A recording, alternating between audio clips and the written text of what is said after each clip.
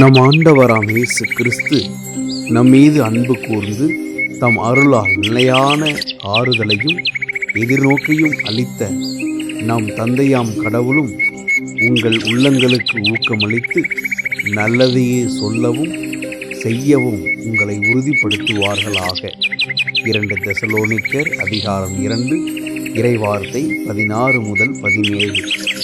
வாழ்க்கையின் குழப்பங்களும் சோதனைகளும் நம்மை நிலைகுலையச் செய்தாலும் இறைவன் நம்மை கைவிடுவதில்லை.